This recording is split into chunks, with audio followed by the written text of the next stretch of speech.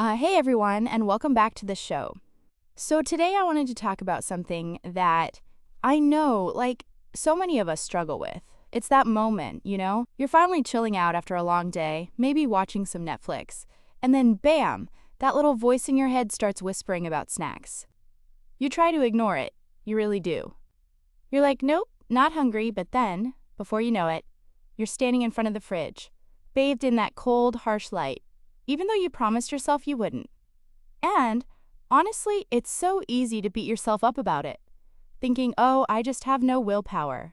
But, what if I told you that it's actually way more complicated than just like a personal failing? Because honestly, a lot of the time, those crazy, intense late night cravings, they're actually your body trying to tell you something.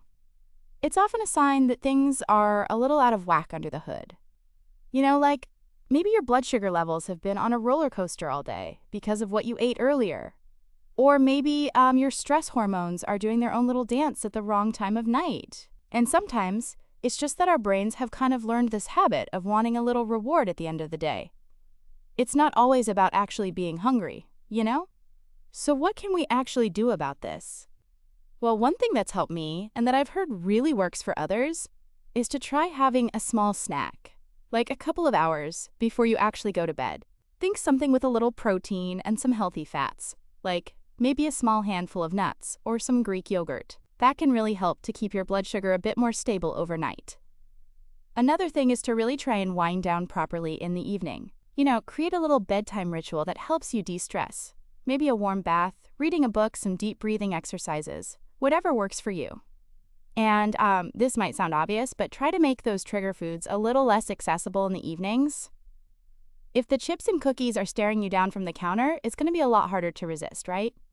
So yeah, those are just a few simple things that can really make a difference. But, for some of us, these nighttime cravings can feel really stubborn, like they've been around forever. And if you're looking for a more kind of step-by-step way to really get your body back in balance and finally get a good night's sleep without those late-night kitchen raids, well, I've put together something that some people have found really, really helpful. There are definitely free ways to start tackling this, absolutely. But if you're looking for something that can maybe give you a bit of a faster track and a more comprehensive guide, I'm going to drop a link down in the description below. You totally don't need it, but it's there if you want to check it out and maybe make things a little bit easier for yourself.